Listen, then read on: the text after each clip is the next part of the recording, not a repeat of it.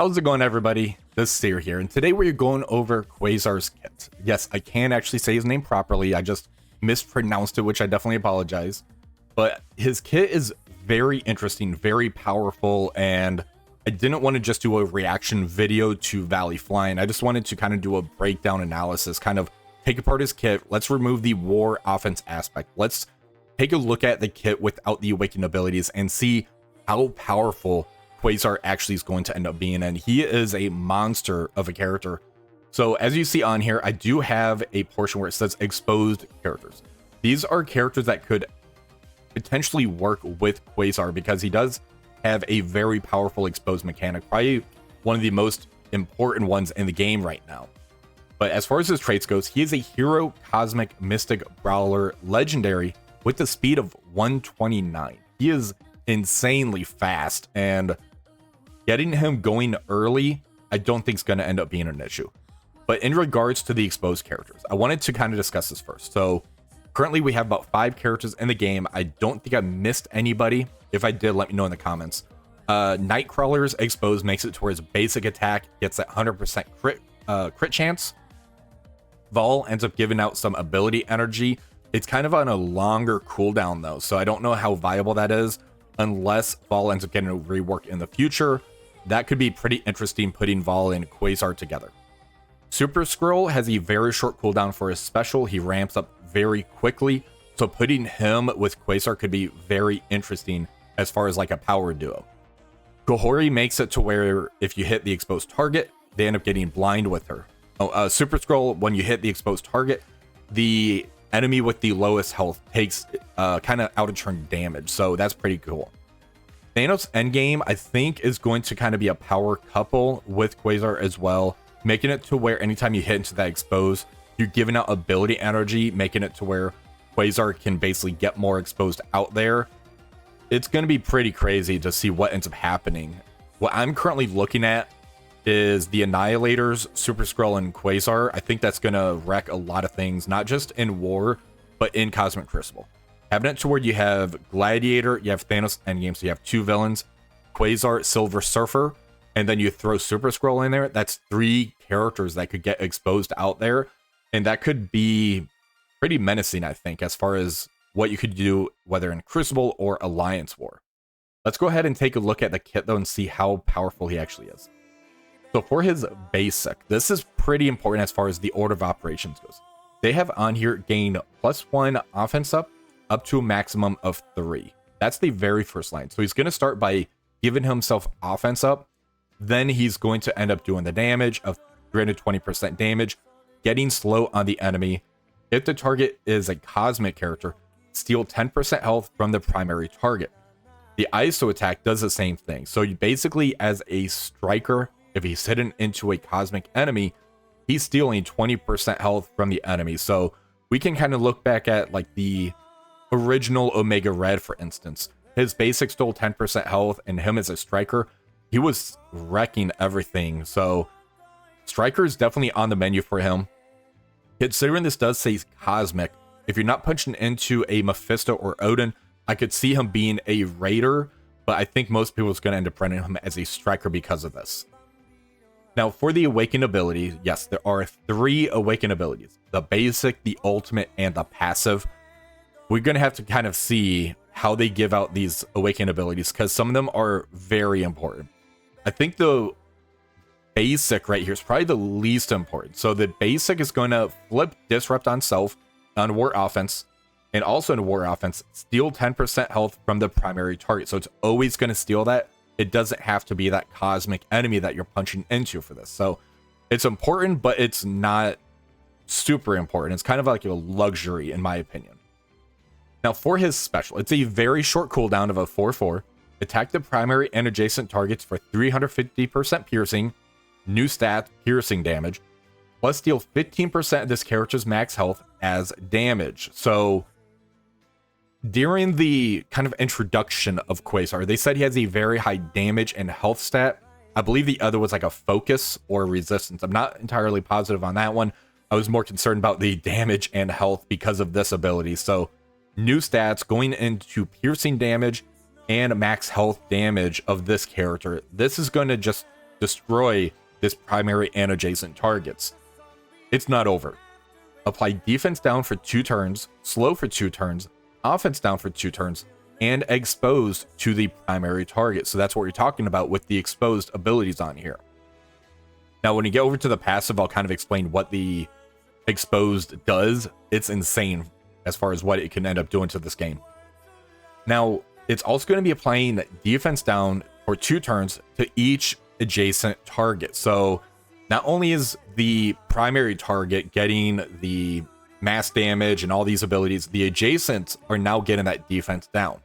This is also going to be clearing the battlefield effect on the enemy side. This is kind of a call out to Mephisto and maybe Nova if Nova ends up getting a rework, which I do want to kind of discuss hypothetical teams and what could end up happening with this Annihilus team at the end of the age. It's not over.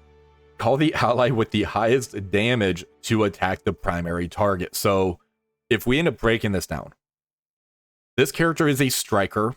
We end up hitting into the character with a special. We're doing 350% piercing damage, 15% of this character's max health as damage.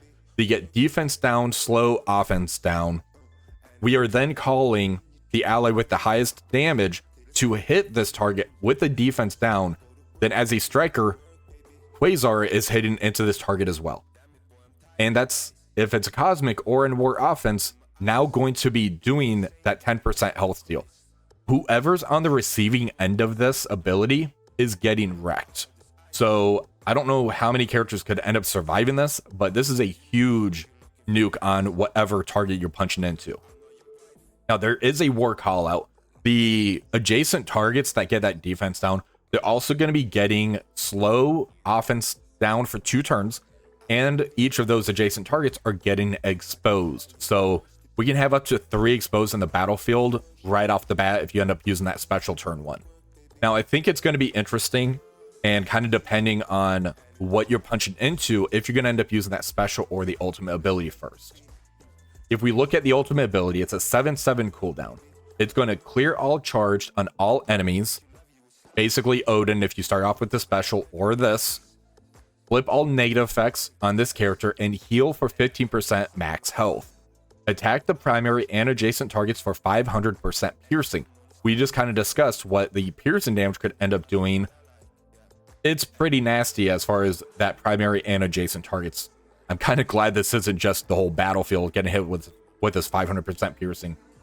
This attack ignores defense up as well. So even if they have defense up, they're taking this hit. This attack is also unavoidable, cannot be blocked or counterattacked. Now, there's 2 pieces of information I want to discuss on here. The first being in war. So on war offense, if this character has trauma, reduce the duration of all negative effects on self by 2, then heal for an additional 15% max health. Apply ability block for 2 turns and trauma for 2 turns to the primary and adjacent targets. This attack gains 1500% extra focus. This right here is, I'm glad this portion's actually locked behind war offense because this could end up being insane if this was everywhere. Professor Xavier has it to where if the enemy has a defense down and they can't gain trauma, you can now throw trauma on them, which you can basically use this to kind of get that defense down, get the trauma and everything on them. So it's pretty powerful. Now, this does have an awaken ability to where on war offense, clear all battlefield effects on the ally side. Apply the battlefield effect Quantum Construct to the allied side. Apply trauma for 2 turns to the primary and adjacent. Now, what is the Quantum Constructs? I'm glad you asked. So, the battlefield effect for Quantum Constructs. On enemy turn, reduce the duration of 1 random positive effect by 2 on the enemy. This could end up being something as powerful as Safeguard or something like maybe just a regen. It's random. It's just 1 random positive effect. So that part's not insane. Reduce the enemy assist chance by 100% and active healing by 30%. This is basically just a huge call out to shut down Odin. So that's kind of what this is here for. Enemies cannot gain charged or safeguard. Again, huge call out to Odin on here. This battlefield effect cannot be cleared or replaced by another battlefield effect. But there's more. This lasts until 18 characters, allies and enemies combined, have completed their turns. Once the 18 turns is up, then this battlefield effect is off. Now, this is where I was talking about. If we can get exposed out there and we have characters that give ability energy like Thanos Endgame, you can have this ready to go or maybe refresh it as soon as those 18 turns are up. So you can basically keep this on the battlefield unlimited time if you have like a Thanos Endgame type of assistance.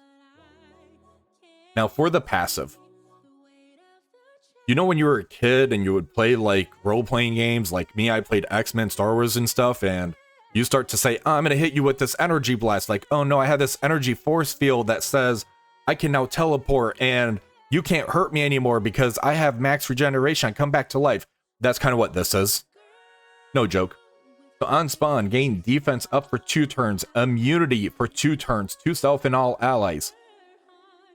Why don't we just throw this on characters that have safeguard? Now you have Infinity Watch on spawn. Sure, why not? On turn, heal self for 25% of this character's max health. Let's give him speed up somehow. If you can find a way to give him speed up, making him keep going, keep this 25% health regen going, it's going to be insane. The first time any character takes a turn, if any enemy is a legendary or mythic, gain +1 immunity up to a maximum of 3. So if you're punching into a legendary or mythic character, you're now having 3 immunities on spawn. When an enemy with exposed gains a positive effect, attack the enemy for 300% piercing, steal 5% health, reduce their speed bar by 15%. Why? So we already discussed how Thanos Endgame can get exposed out there. You punch into expose, you end up getting the ability energy back, so you can kind of keep flooding the battlefield with that exposed. You're getting ability energy back, those striker hits due to being a striker punching into vulnerable. This is insane as far as what this is going to end up doing, and this is everywhere, not just in Alliance War. Oh, also he gains a 25% drain on his passive. He is unstoppable. But there's more. In War Offense, on any turn, reduce the barrier of each enemy with barrier by 50%. On end of any turn, if this character does not have safeguard, gain +1 safeguard. So right off the bat, he's going to be spawning in with defense up, immunity for 2 turns. Somebody takes a turn, he now gets safeguard on top of that. Just because. This character and all allies cannot gain exhausted. So yeah, if you end up going into a Mephisto, he does the empowered ultimate, you're not getting exhausted either. It's pretty crazy. The damage of this character and all allies can only be reduced by offense down. Cool. So you put him on defense hypothetically, and there's the exhaust mechanic, which he can't gain exhaust. This is just a safeguard, I believe, as far as like how you can't really lower his damage on here. Enemies cannot gain immunity, but also, so in a War Offense, no immunity on them. You're just doing whatever you want. The speed of all characters can only be altered by positive and negative effects. So yeah, have fun trying to control this guy. But let's go ahead and take a look at the Awakened ability. On War Offense, on any turn, clear barrier on all enemies. So before, the passive made it to where the barrier gets lowered by 50%. Now it's just a flat, no more barrier on any turn. All allies gain 25% drain, so it's not just him getting that drain, it's all allies now, which, again, I talked about throwing him with like a Super Skrull or Annihilators type of thing. Gladiator with that type of drain, and Thanos Endgame with that type of drain. It's gonna be pretty fun. Lower the damage reduction for legendary and mythic enemies by 35%. This is just icing on the cake because they can do that. So, like I said, he is that one annoying kid when you would play dodgeball or role-playing with X-Men, Avengers, Star Wars, whatever, that just said, I can do this now. This is that type of character. Now, where could we end up using him? Obviously, Alliance War. I'm thinking the Annihilators, Super Skrull. You probably don't even need the Super Skrull. That's just to have fun with it. Cosmic Crucible, I see a lot of uses for him in Cosmic Crucible. A speed of 129, and you can start off by using that special ability where he ends up doing this mass piercing damage, does the health damage on top of it, gets the defense down slow and offense down just to set the pace of the match. This is just amazing, especially when you give defense down to the adjacent targets. I think we can find a lot of use with this character, not just in war. He's going to be game changing, and the way this kit is, it makes me very curious what the second and third legendary character is going to end up doing. It's probably going to end up being a Cosmic Crucible character next, then probably a Battle World character after that, because they said each of them is going to have their own thing. I don't know if they're going to end up releasing like an arena type of character. If they do arena, that could be pretty busted, honestly, where we have the 3 legendaries, we have a Nihilus, and then whoever that rework is, which my guess for the rework is going to end up being Nova and Philovel, just due to the lore background to Quasar and the whole Annihilus storyline. So let me know what you guys think. This kit is amazing. It's super powerful. It's breaking, and those exposed, we're going to have to look out for those exposed targets, but let me know what you guys think. If you did enjoy this video, please remember to like, share, and subscribe to the channel. Until next time, have a wonderful rest of the day.